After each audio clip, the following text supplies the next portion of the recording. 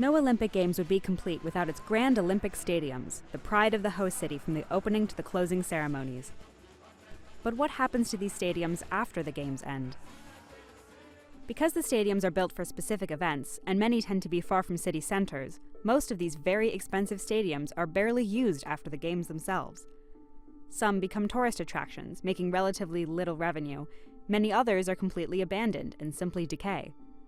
These so-called white elephant stadiums can still rack up millions of dollars of maintenance costs, even when completely empty. Athens. The 2004 Games in Athens was funded in great part from unsustainable borrowing, which directly contributed to the Greek financial crisis.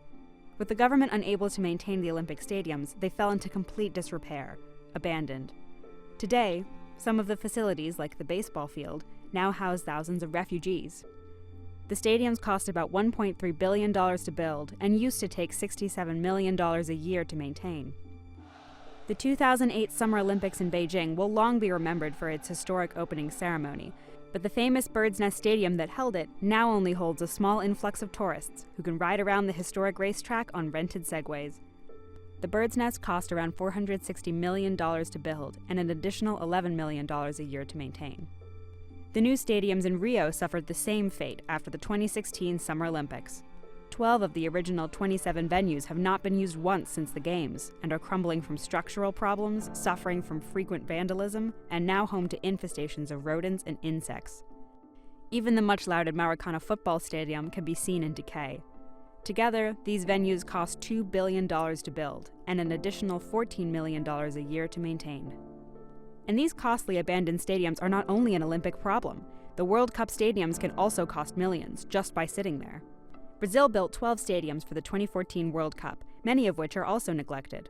The most expensive stadium, costing $550 million to build, is now being used as a parking lot. Brazil spent more than $3.6 billion on its stadiums in total. The construction and enduring maintenance costs for stadiums have driven many cities to withdraw their bids to host international competitions. For the 2024 Summer Olympic Games, every city withdrew their bid to host except for Paris and Los Angeles. As a result, the IOC made an unprecedented move of deciding the hosts for the next two Summer Games at the same time. 2028, Paris 24, Los Angeles 28.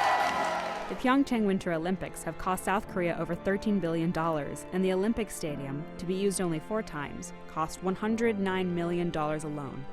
Current plans for the stadiums after the Games are still under debate.